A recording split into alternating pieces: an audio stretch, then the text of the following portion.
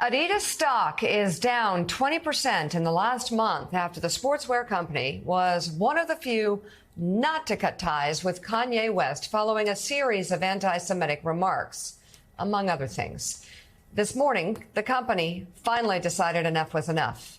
NBC's Stephanie Goss has the latest. Breaking news this morning. Adidas confirming it is ending its lucrative partnership with Kanye West, now known as Ye. The company saying in a statement, Ye's recent comments and actions have been unacceptable, hateful, and dangerous, and they violate the company's values of diversity and inclusion, mutual respect, and fairness. The rap star made a series of anti-Semitic comments. The brand has been under fire for its association with West. West doubling down on his anti-Semitic messages overnight. It's genocide and population control that Black people are in today in America that is promoted by the music and the media that Black people make, that Jewish record labels get paid off. This past weekend, a group of neo-Nazi demonstrators hung a banner from an overpass in L.A. showing their support for West's comments. His ex-wife, Kim Kardashian, tweeting, "I stand together with the Jewish community and call on the terrible violence and hateful rhetoric towards them to come to an immediate end." The company has not released specific sales numbers from its Yeezy line, but industry analysts estimate it brings in up to $2 billion a year, around 10% of Adidas' total sales. Amid all the controversy, the company released its latest Yeezy Boost sneaker over the weekend. In these types of licensing deals, product could be in the pipeline over 18 months in advance. Kanye's partnerships with legendary fashion house Balenciaga and The Gap both ending in recent weeks. On Monday, the talent agency CAA said it dropped West as a client, and a production company is shelving a new documentary about him. But the musician and designer refusing to back down, even taunting Adidas in a recent podcast. I could say anti-Semitic things and Adidas can't drop me. Now what? Now what? Yeah, now what? NBC's Stephanie Goss with that report. Joining us now, founding partner at the media venture, Puck, Matthew Bellany. He's an entertainment lawyer and former editor for The Hollywood Reporter. Also with us, Democratic State Senator Scott Wiener of California and host of MSNBC's Politics Nation and president of the National Action Network, Reverend Al Sharpton. So, Matthew, let's start with you. The fallout began earlier this week. Ari Emanuel wrote an op-ed telling people they needed to distance themselves from Kanye West. Others followed some a bit more slowly. Certainly, Adidas took their time. But right now, it appears that Kanye is getting it from all sides. This appears to be just almost a unified front against him. Absolutely. It's going to be very difficult for him to tour. Live Nation has said they are not going to work with him. His agents at CAA said they will not work with him on any tour upcoming. His music is still available on the major platforms. I mean, that's a whole separate issue. It's a very slippery slope when you go down that road. But most of the financial partners now have abandoned him. Senator Wiener, we saw part of the problem with Kanye West's comments is amplifying them, which is that it gives license to others to sort of come out from the shadows, like the people who are hanging the signs in your state.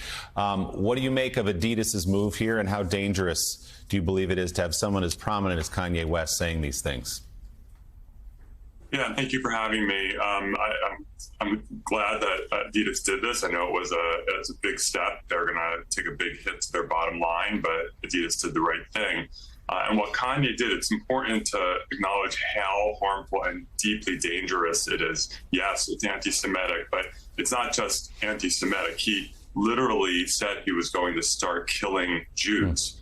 And now these people, hurl this banner over the freeway in L.A., saying that, quote, "I agree with Kanye on the Jews." And historically, we know that rhetoric, this hateful rhetoric against the Jews, conspiracy theories about Jews. He said that Jews control the media, control Hollywood, very anti-Semitic tropes. Historically, for centuries and centuries, those kinds of conspiracy theories about Jews, that we control the world, that we're ruining things for people, are followed by people killing us. And so Kanye needs to be ostracized. It's completely despicable and hateful what he's doing. So, Rev, obviously Adidas took some extra time making this step because it is a massive business decision for them to cut ties with Kanye West. But as Joe pointed out, they're the last of many companies to walk away from him. This guy who has made a lot of people a lot of money over the years. I mean, Kanye is a great artist, but it is now clear that it's intentional. When you just played a soundbite where he says, I say something anti-Semitic and they can't drop me. So we're not even arguing about whether it is intentional now. Some of us, 25 years ago, Mrs. King sat me down and said, whether you mean it or not, you're saying things that are harmful and that could be interpreted wrong. You need to clean it up. Joe Scarborough and I had honest talks about that. This is not saying I didn't understand that. I didn't understand the inference. This is somebody owning this. So if he's going to own that he's anti-Semitic, how can Adidas use him or anybody else to advertise what they're saying? He's saying that George Floyd didn't die of the knee, that it was drugs. So, I mean, how many times is he going to cross the line and now even having banners raised praising him as being anti-Semitic, and you're going to have him advertise your product? That is not the bottom line. Decision shouldn't be that. Do you have a moral compass? Every company ought to ask. Yeah, and Matt, it's interesting. There's an article in the New York Times this morning talking about how the Me Too movement is on, many people fear, is on its back heels right now. Certainly we have seen cancel culture sort of take more of a backseat over the past 6 months or so. People who've been canceled in the past now moving back into the mainstream. And also, I think Hollywood being a little less reluctant to cancel somebody's career overnight. That said, this really isn't a close call, this didn't happen overnight. No. This is not a close call. This guy has overstepped every boundary. Thank you. You don't put this into cancel culture, do you? This is just out and out anti-Semitism. Absolutely. This is not a hard one, especially when someone like Ari Emanuel, who's a very prominent leader within the entertainment industry, comes out and writes an op-ed on the issue. This is not a tough one. Every company around Hollywood was evaluating over the past week or so if they had any business with Kanye. The only qualifier here is that the companies that have old works that don't currently work with him, but for instance, Netflix has a documentary on the service about Kanye that was produced in collaboration with him. They have not said they're taking that down. They're actually saying they're keeping that up because it's old. It's not something they're currently involved with. Same with the music companies. Apple and Spotify said they're not taking down the music. Universal Music Group, which was his old label, said that they are not going to pull the music. We'll see if that holds. But for anyone doing business with him, it's a very easy call. State Senator, final word. Violence against Jews in this country is not theoretical. We had, literally people in Pittsburgh and Southern California walking into synagogues, shooting people, including Holocaust survivors, while they were praying.